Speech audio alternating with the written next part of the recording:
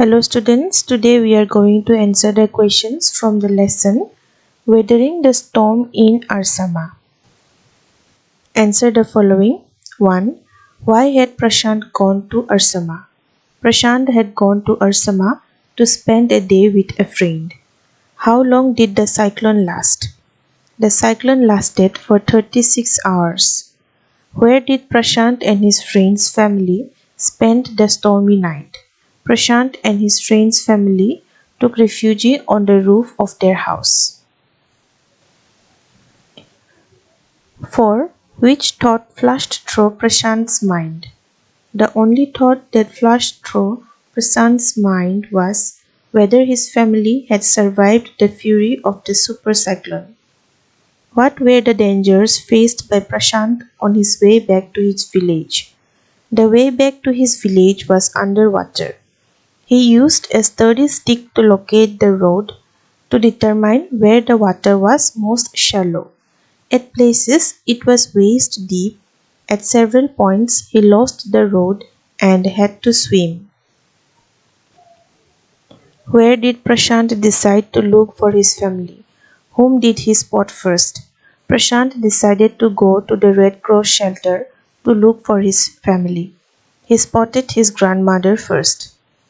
Why did Prashant ask the children to lie on the sand with utensils on their stomachs? Prashant asked the children to lie on the sand with utensils on their stomachs to communicate to the passing helicopters that they were hungry. How did Prashant help the women to overcome their grief? Prashant helped the women to overcome their grief by persuading them to start working in the Food for Work program started by an NGO. What havoc has the super cyclone wreaked in the life of the people of Orissa? The super cyclone caused great damage and destruction in Orissa.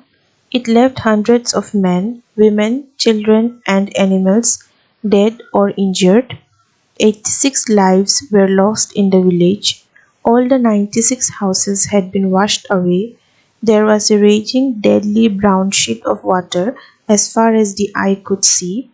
Blotted animal carcasses and human corpses floated in every direction. The storm left behind many orphans and widows.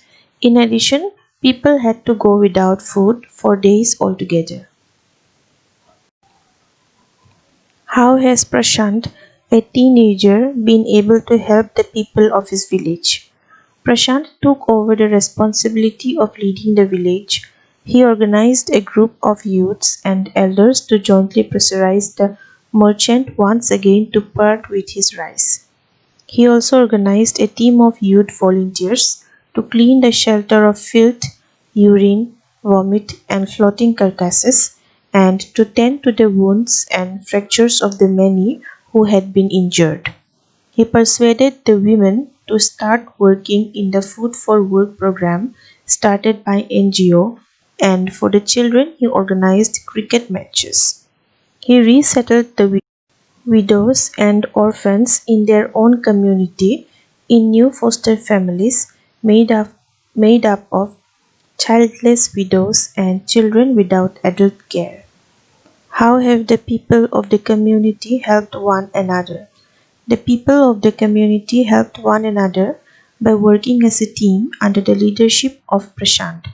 They helped him in pressurizing the local merchant to part with rice to feed the survivors. They cooked food by collecting branches from fallen trees. They cleaned the shelter of filth, urine, vomit, and floating carcasses and took care of the people with wounds and injuries. They also helped to create new foster families made up of childless widows and children without adult care. The women also worked with an NGO in their Food for Work program. Why do Prashant and other volunteers resist the plan to set up institutions for orphans and widows? What alternatives do they consider? Prashant and the other volunteers resisted the plan to set up institutions for orphans and widows because it was felt that in such institutions, children would grow up without love, and widows would suffer from stigma and loneliness. To solve this problem, they came up with the brilliant idea of creating foster families made up of childless widows and children without adult care. It would help the widows and children to pick up the broken pieces of their lives.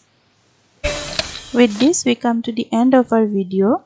Thank you for watching and please subscribe to our channel.